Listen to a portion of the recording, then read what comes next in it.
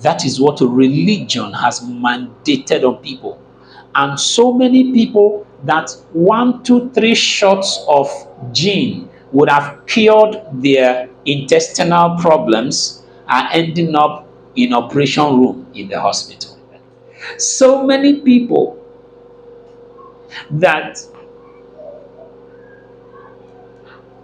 a bottle of hot, taking it for like 8 months to 1 year, can take care of something that is trying to spring up in their body health wise, but it will chop it off.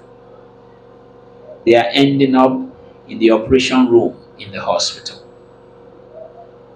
And so many of them do not survive it. They die. The sin is the drunkard, not the alcohol. The alcohol is not a sin. Can you drink 5 bottles of Coke in a day? Is drinking Coke a sin? But if you drink 5 bottles, what happens? It is a sin. Because you have given your body what it doesn't need. So if you cannot drink 5 bottles of Coke, why should somebody drink 5 bottles of beer? The Bible teaches of what? Moderacy. There is no way 1, 2 shots of dry gin that a man takes after eating his dinner and stays for about 30 minutes and then goes to bed and sleep. How does that make him go to hell? It's in your Bible. Even Paul told Timothy, take little alcohol for your stomach's sake. A pastor said, are you Timothy? I just looked at him. Say, what an ignorant generation. There is difference between a message based on civilization and the principles of civilization and the truth. What is the truth? The truth is that which enables a man to stand on the will of God and accomplish his purpose. That is the truth. That does not go against the principle of God. That is the truth. It didn't begin here. It began subtly through Apostle Paul. Why did Apostle Paul take the gospel to the Gentiles but did not mandate them to be circumcised? Aha. Why? Why? So why should I preach to a Muslim and mandate the Muslim to come to church? No. Go to your mosque. Believe in Jesus. That's why Paul says, study! Because he knows that at every generation, there will be what? A higher knowledge of understanding, an opening in knowledge. So you must keep studying. How many of you know what Paul knows about the Old Testament? Paul existed 2,000 years ago, or maybe almost 2,000 years ago. Paul. And you that is existing about 2,000 years after Paul existed, you don't even know what he knew in the Old Testament. And yet he told you, he says, study all. And 2,000 years later, you are relying on what he knew 2,000 years ago. You go wound. What it means is that you are cut off from the knowledge that is available for your generation. That's what it means. So you just see all these pastors open the Bible and just speak good English. Hallelujah! Praise the Lord! Really? They can do it too, but not you. You better wake up. The shepherds of my people have lost their senses. They no longer seek wisdom from the Lord. Therefore, it says, they fail completely and their flocks are scattered. They fail completely even though they have private jets. In the face of men, they succeeded, but in the face of God, they failed. And then you can see how scattered their flocks are. Their house is marred. The church has been deformed by religion called Christianity. Christianity has wounded the church. Christianity has injured the church. Christianity has dealt roughly with the church. Christianity has returned back darkness to the church. Christianity has turned the hearts of men away from God and focused them on civilization and Western lifestyle, reasoning. Hey! Christianity is breeding the number 666 in the minds of people. Remember, the Bible says, Revelation 13, it says, for it is the number of a man. Reasoning of man. That's that number. I told you the other time, don't wait till you see the physical mark on the forehead. That would be a stupid thing to do. The marks are everywhere. The marks are everywhere. The Bible says it's going to be written on the forehead and on the right arm. Is that not? The forehead, it means what? Reasoning. This is your cerebrum, the part of the brain in charge of reasoning. Reasoning. That is the mark 666. Man-made reasoning. God-hating reasoning.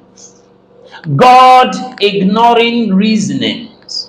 God neglecting reasonings. People who gather every Sunday wearing well-fit senator suit, blazers, clean shoes like mine, looking polished, looking pious, but dirty on the inside.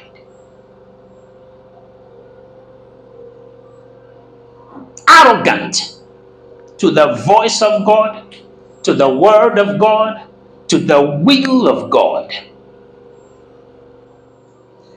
That is how bad religion, Christianity, has injured the church. Christianity has made God's children obstinate to his voice. Obstinacy has become deeply rooted in the hearts of God's children, that today they have become disregarded to his voice, disrespecting to his name, to his image.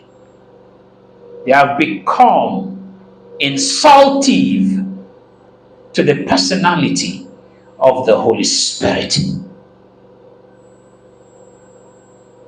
Many today are walking into destruction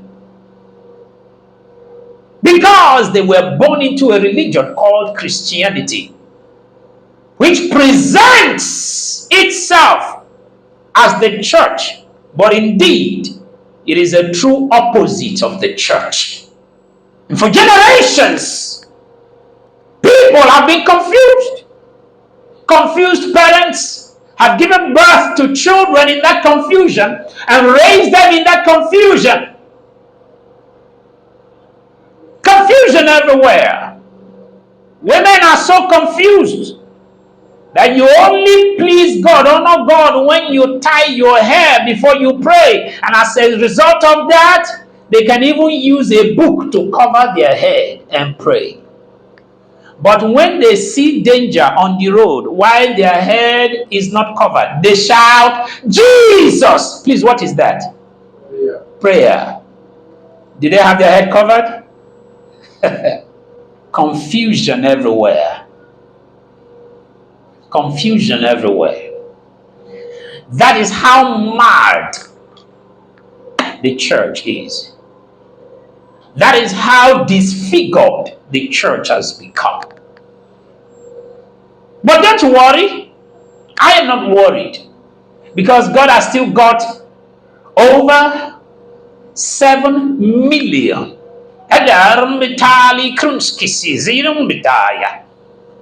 Over, maybe I should say 7 times 7. Over 49 million who have not bowed down to Christianity. I am sure.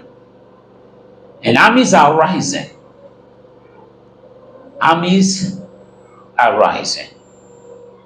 So if you think that God is wicked to you now, wait until you find yourself at the war front. So the reason why Jesus was born in the manger was not to depict poverty. It was to hide him. To what? To hide him. You must understand that. Allah, thank you, Lord, for this. With the kind of things that happened when Jesus was born, the very moment he was born, angels coming down. You remember that song? Angels from the realms of glory, right? Singing, blowing trumpets, and lights shone everywhere. Imagine it was in a first-class maternity home in Jerusalem. What would have happened? Yes, talk to me. What would have happened? The news would have gone viral. Before they got home, Herod, so God sent Mary to deliver the baby Jesus in that manger to hide him, to hide his identity from the enemies. The enemies that were too strong for him at the time. Listen, the reason why John the Baptist baptized is not because water baptism is too significant. It was to identify Christ. I've taught you that before. That's the only reason. So today, water baptism is still for the same purpose, to identify Christ. So anybody that experiences water baptism and Christ is not identified in him by outsiders,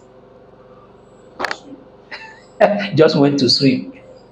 It was to identify Christ, because even John the Baptist himself did not know him. Meanwhile, they are related. I hope you know.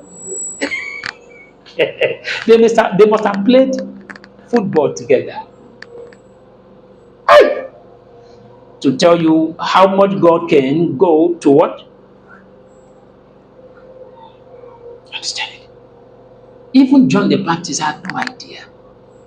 And the Bible says, when the people, Pharisees, they came to John the Baptist, who are thou? Who are you? Blah, blah, blah. Tell us, are you the Christ? He was confused. Me, Christ. Wakashige. Me, Christ. I am not. Who are you then? I am the voice crying in the bush. Repent and prepare ye the way of the Lord. Make his path straight. They got angry and they left. Because he's not the one they are looking for. Who are they looking for? And suddenly, baptize me. Baptize you? No. I should come to you for you to baptize me. Look at what happened there. Have they not known all these years? Have they not known all these years? Do you understand it? But there was an opening in the spirit. Do you think that was the first time it happened? No. Remember when Mary visited Elizabeth? And she said, the moment I heard your voice at the door, the baby in my womb leaped. Who was the baby in the womb? John the Baptist. Lino Shata, spirit to spirit.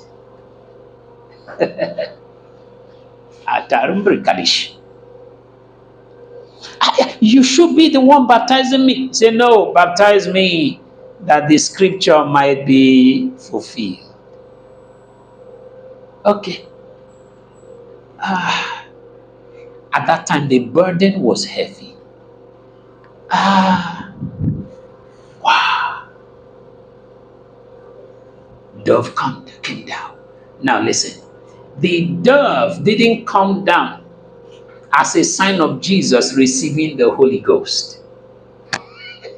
The dove came down to bear witness that this is him. Because John himself said it.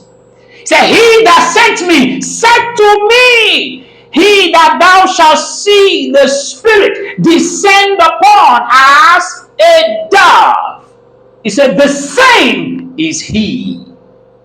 So the reason for the dove was for Jesus Christ to be identified and announced.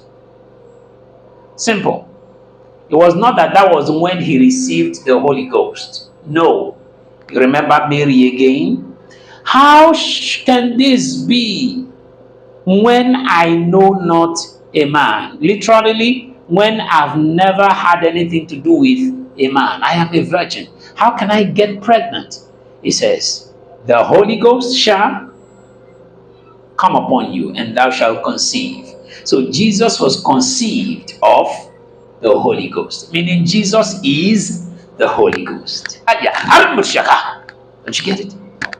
So the dove coming down was not a symbol of him receiving the Holy Ghost. It was a symbol of identification and announcement. And the moment that was done, what happened to John? His work has finished. Because he said it himself. I will decrease. Don't you get it? Meaning the moment I see him, I'll go down so that he will climb up. That's it.